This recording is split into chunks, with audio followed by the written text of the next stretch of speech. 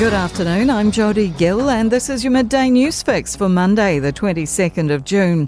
Chris Luxon says the Greens tax package would put a wrecking ball through economic progress. The party's tax package includes a 2.5% tax on the net assets of the super rich above $10 million. It also sets a higher tax rate for large corporates, a levy on our four big banks and a tax on offshore profits earned by tech giants. The Prime Minister says he doubts companies like Rocket Lab and Halter would stay in the country in that context.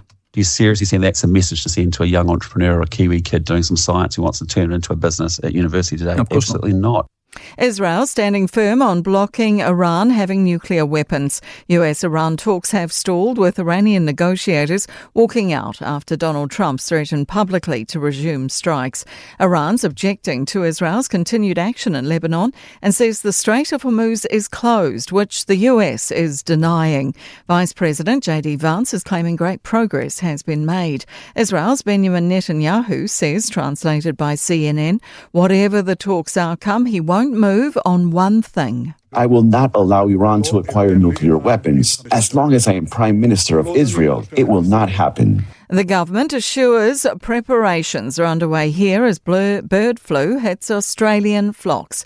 The deadly and highly contagious H5 strain of bird flu has swept across the world and is now the closest it's been to New Zealand. It can suddenly kill birds without prior symptoms, spreading rapidly and killing entire flocks within days. Massey University disease ecologist David Heyman says once it enters poultry farms, the birds must be culled. The problem with this one has been that it has persisted in wildlife, and I don't believe any country has got rid of it. So that is the really difficult thing. The Inter-Islanders service across Cook Strait will be down to one vessel from today for about 3 months. Kairahi will be in a maintenance wet dock in Wellington. Kiwi Rail says it's worked closely with freight and commercial customers in advance. Rugby team Moana Pasifika told the government it was in a tough financial space for years. The club liquidated in May, still owing Sport New Zealand a $2.7 million loan. Communications obtained under the Official Information Act outline its financial journey. Senior political reporter Azaria Howell has the story.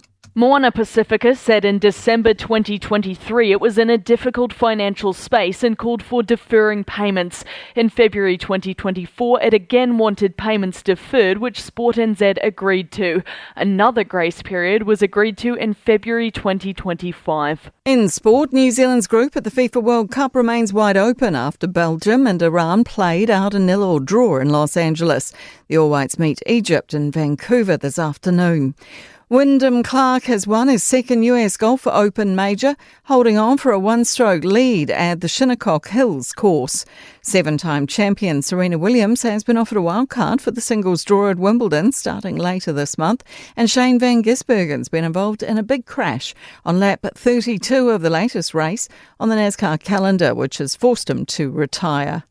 I'm Jodie Gill and that's your latest news fix. We'll be back with the next update at 5 p.m. from the Newstalk ZB newsroom.